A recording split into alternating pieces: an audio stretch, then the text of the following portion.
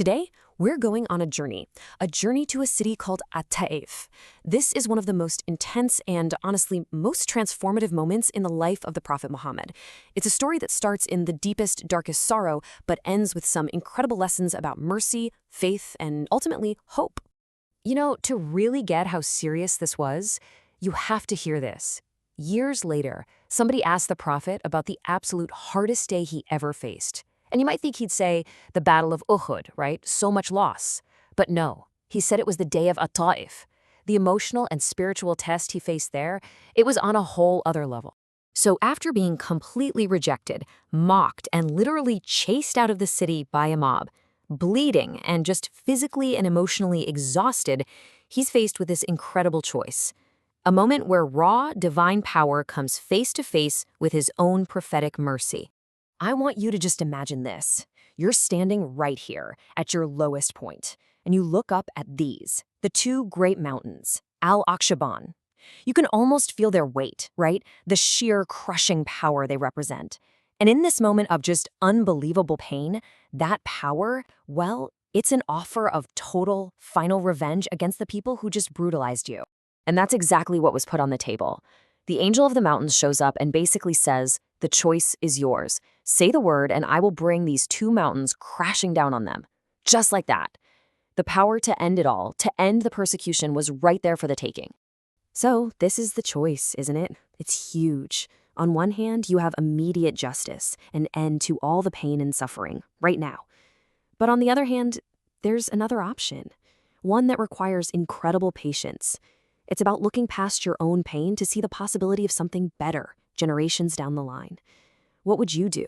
And his answer, it tells you everything.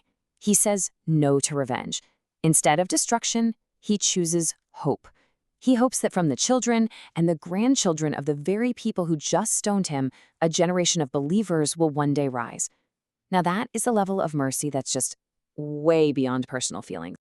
Okay, so from that epic mountain-sized decision, the story shifts to something much smaller, much more personal.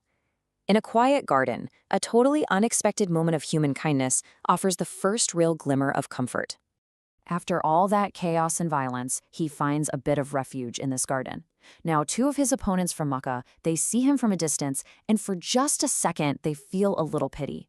So they send their servant over with a simple tray of grapes. It's amazing how after so much pain, a gesture this small can feel so huge. So he reaches for the grapes, and just before he eats, he says a simple phrase, something a believer does every day. Bismillah, in the name of Allah. Just a small, quiet act of faith, even when he's at rock bottom. And that simple phrase? It catches the ear of the young servant, a Christian boy named Adas. He hears it, and he's immediately curious. He knows those words aren't from around here. And just like that, this little act of faith opens up a conversation. It turns out Adas is from a place called Nineveh, the land of the prophet Jonah, or Yunus. And when the Prophet Muhammad hears this, he delivers this amazing line that just connects everything across centuries. He is my brother. He was a prophet, and I am a prophet. And in that one instant, two total strangers are connected by this deep, shared heritage of faith. For Adas, this is overwhelming. He sees in this rejected, injured man the very same prophetic legacy he was taught to honor. His reaction, it's so powerful. It just goes to show how a small moment of faith can completely unlock someone's heart and give you comfort right when you need it most. After that brief moment of human comfort, the journey back toward Makkah continues. And this is where another kind of help arrives. This time, not from the world we see, but from a world that's completely unseen. He stops for the night in a valley called Nakhla. Just try to picture the scene. It's completely silent, under this incredible canopy of stars in the desert. And he stands to pray, all alone, after what was probably the worst day of his life. And right here in total solitude, something amazing happens. A group of jinn, these unseen beings, they happen to be passing by and they hear him reciting the Quran. They're totally captivated. They stop, they listen, and they believe. The lesson here is so powerful. When you feel like every single human door has been slammed in your face, help can come from places you can't even begin to imagine. So this brings us to the last leg of the journey, getting back into Makkah. And this part of the story teaches a really important lesson about how absolute trust in God works hand in hand with using practical, real-world wisdom and strategy. He can't just walk back into Makkah, right, after being run out of At-Taaif. His situation is even more dangerous now. So he does something very methodical. He sends a request for protection to one tribal leader. Denied. He sends a second request to another leader. Denied again. But he keeps going. He sends a third request, this time to a non-Muslim chieftain named Mutim ibn Adi. And this time, it's accepted. And just look at what happens. Mutim gets his sons, his whole tribe, arms to the teeth, and personally escorts the prophet right to the Kaaba. From your point of view, you're now moving with total confidence, shielded by these warriors.